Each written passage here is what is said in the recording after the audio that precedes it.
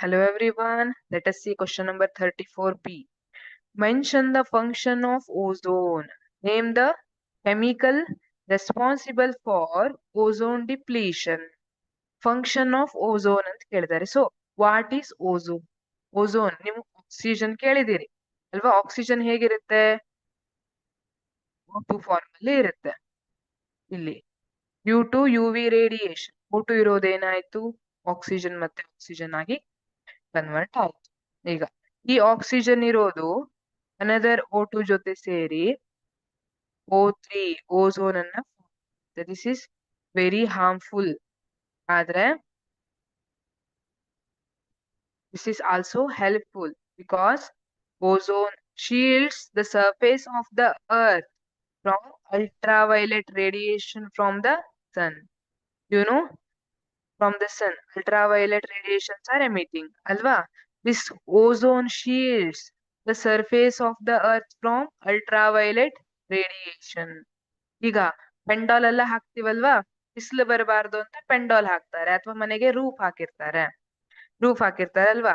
ಅದೇ ತರ ಇಲ್ಲಿ ಅದು ಹೇಗೆ ಬಿಸಿಲನ್ನ ತಡೆಯುತ್ತೆ, which protect us from this sunlight. ಅದೇ ತರ ಇಲ್ಲಿ ಓಝೋನ್ ಏನ್ ಮಾಡುತ್ತೆ, which shields the surface of earth from ultraviolet radiation which is emitting by the sun. Chemical responsible for ozone depletion is chlorofluorocarbon, CFC. ಇದನ್ನ ಮೊದಲೆಲ್ಲ ಜಾಸ್ತಿಯಾಗಿ ರೆಫ್ರಿಜಿರೇಟರ್ ಅಲ್ಲಿ, air conditioner ಗಳಲ್ಲಿ, ಏರೋಸೋಲ್ ಗಳಲ್ಲೆಲ್ಲ ಯೂಸ್ ಮಾಡ್ತಿದ್ರು. ಬಟ್ ಇದ್ರದ್ದು ಹಾರ್ಮ್ಫುಲ್ ಇಫೆಕ್ಟ್ ಗೊತ್ತಾಗ್ತಾ ಹೋದಂಗೆ ಈಗ ರೆಫ್ರಿಜಿರೇಟರ್ ಗಳಲ್ಲಿ, ಏರ್ ಕಂಡೀಷನರ್ ಯೂಸ್ ಮಾಡಬಾರ್ದು ಅಂತ ಹೇಳಿದ್ದಾರೆ. So CFC is responsible for ozone depletion.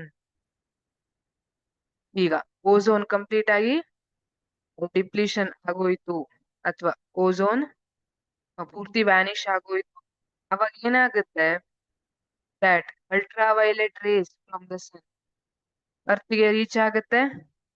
Skin burn, skin cancer, ಆಮೇಲೆ ಬ್ಲೈಂಡ್ನೆಸ್ ಇದಕ್ಕೆಲ್ಲ ಕಾರಣ.